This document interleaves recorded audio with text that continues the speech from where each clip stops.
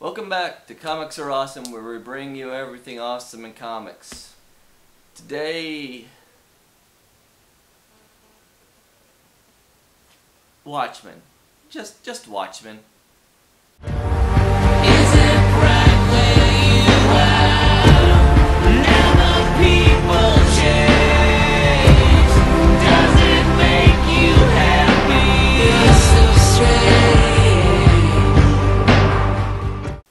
Watchmen is a comic by Alan Moore and Dave Gibbons. It is very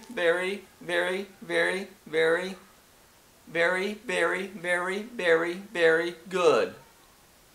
How long is this review supposed to be? 13 minutes. Damn it! Okay, let's talk Watchmen. Easily one of the most celebrated stories in comic history, Watchmen is the gold standard in sequential storytelling. You can't swing a comic hipster without hitting a copy. It, alongside Sandman and Mouse, are one of the three comics even people who are ashamed of reading comics in public will proudly own. Why? Well, I'll cover the other two in future updates, but in the case of Watchmen, it comes down to a lot of things. I'm not going to do my normal thing of giving a detailed plot synopsis of the first story or so, because, well, you really should go into this book unspoiled if possible. Even though probably all my audience have seen the movie or read the book already.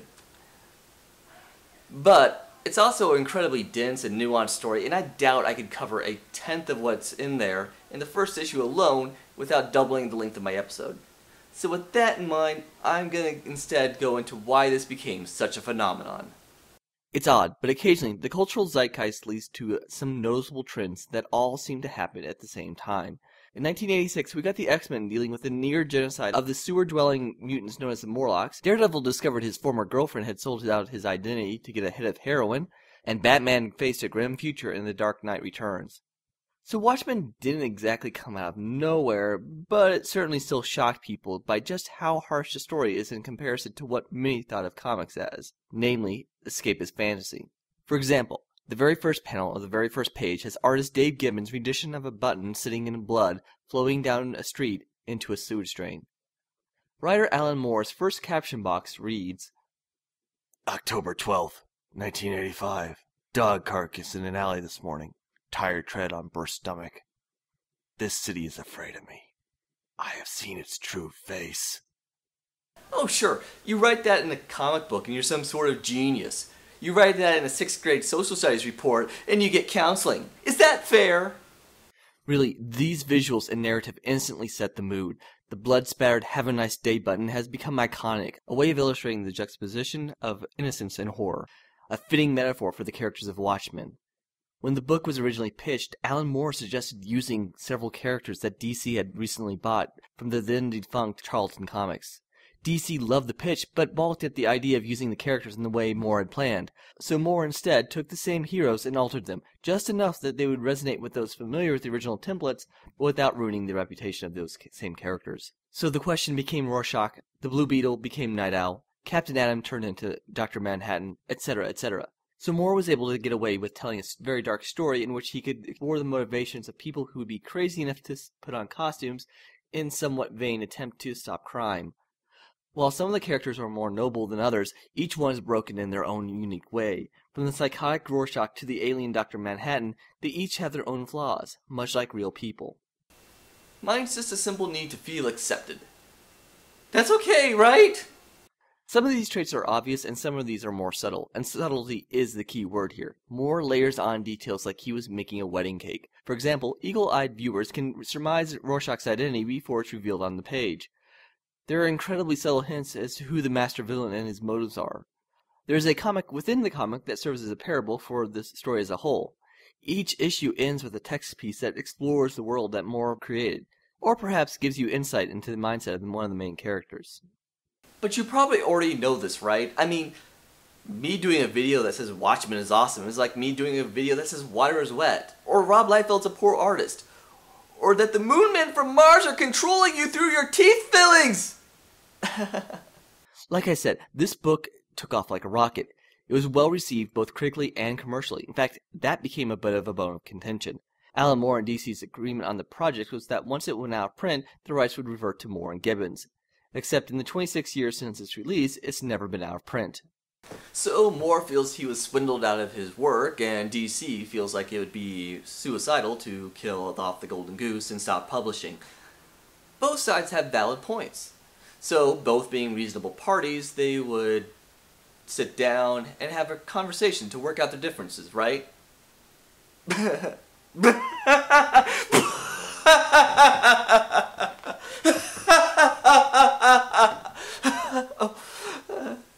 Not so much. Moore refused to work with DC ever again and went off to work for Image for most of the 90s, and even created his own comic imprint published by Image's Wildstorm division. Unfortunately, shortly after that, DC acquired Wildstorm Studios. Moore stuck around for a little while, but eventually left again, turning to smaller print studios for his comic work. And they did nothing controversial ever again. The end. Oh, hey, a text! They did what?!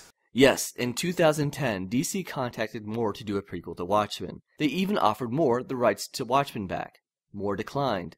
By late 2011, rumors and leaked images began to emerge, and sure enough, on February 1st, 2012, DC Comics announced Before Watchmen, a series of miniseries that would explore some of the backstory of the characters in the world of Watchmen, to be released later this summer.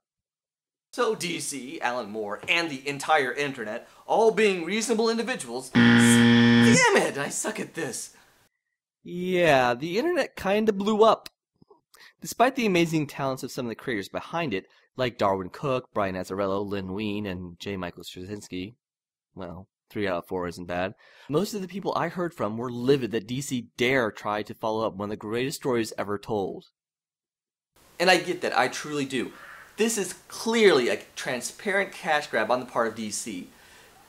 Moore has a lot of passionate fans, and I can understand their frustration. Heck, Moore himself probably is very frustrated about not being able to have his input recognized. So I'm sure he stated his statements in a polite, and I'm not even pretending anymore, am I? Yes, Moore lashed out not only at DC corporate brass, but even the creators and the entire comic book industry as a whole. It strikes me as yes, I can understand why they took on Before Watchmen.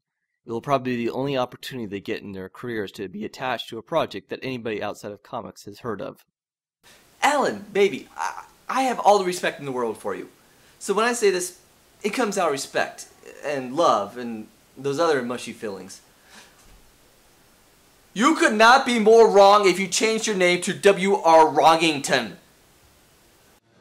Darwin Cook started his career as a storyboard artist for Batman the Animated Series. Lynn Wein created a couple little characters like Wolverine and Swamp Thing. You do remember Swamp Thing, right, Alan? And has worked in television for years, including Ben 10. J. Michael Straczynski created the sci-fi series Babylon 5, as well as wrote the screenplay to the Angelina Jolie film Changeling. Heck, Azzarello is the closest to a pure comic guy out of the 4 of them, and even he wrote for one of the chapters of Batman Gotham Knight, a direct-to-DVD animated film. And as far as I can tell, that sold around 400,000 copies and probably has been seen by more people than read anything of, say, Promethea. I mean, I'm not alone in this, right? You all see the arrogance of implying that very established writers, both in and out of comics, are writing your own coattails. Which isn't to say I don't like Alan Moore's more recent work. Don't get me wrong on this. But a lot of things that he's saying in this interview are not only insulting to the industry as a whole, but serves only to boost his own ego. It doesn't seem that there's anyone capable these days of coming up with true original ideas. That was the point I was trying to make. Yeah, sure, they're welcome to recycle my old ideas, but they mustn't expect me not to comment upon how lame that makes them look.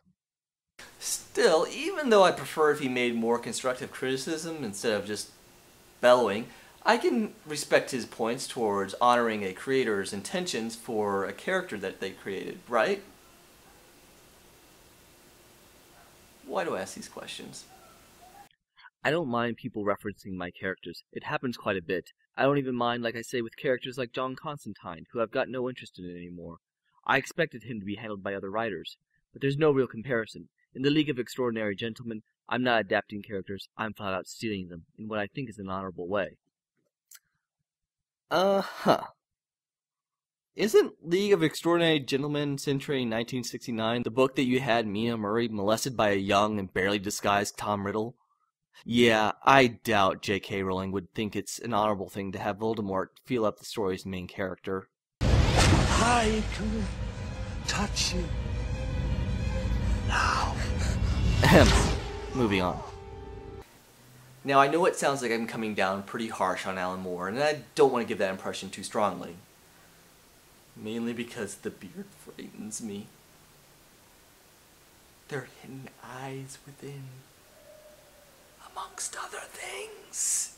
I've seen interviews from Moore where he comes off as very warm and personable. I suspect a large part of this is that he gets asked about his red button issues on a fairly frequent basis in interviews. And like I said, the entire prequel thing is a transparent cash grab on the part of DC. But good things have come out of soulless corporations before. Do you think New Line Cinema really cared about whether or not the Lord of the Rings films were true to the books or not? No, of course not.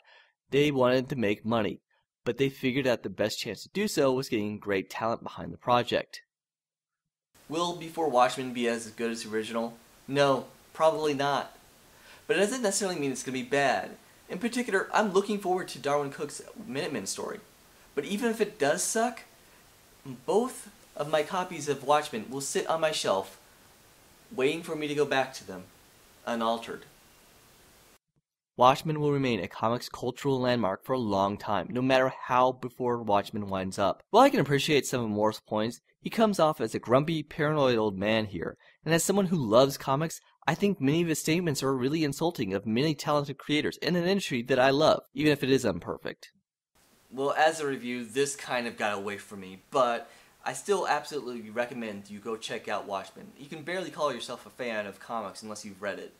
And if you already have, I do highly recommend the Absolute Edition of Watchmen. It's got a ton of special features, and it's oversized in a beautiful slipcase. As for Before Watchmen, I won't tell you what to think, but I'm going to check it out. I may even share my thoughts here. So remember, comics are awesome, and we're going to get the word out. Strong together, united forever, they're the best of friends. But when trouble's about, you'd best watch out for the Watchmen. Now is their leader, and he loves to party down. Rorschach's runs to the animals.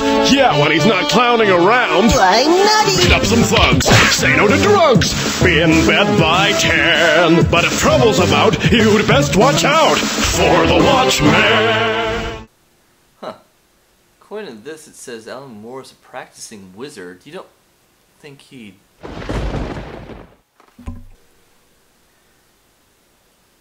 I think he would. Geekvision.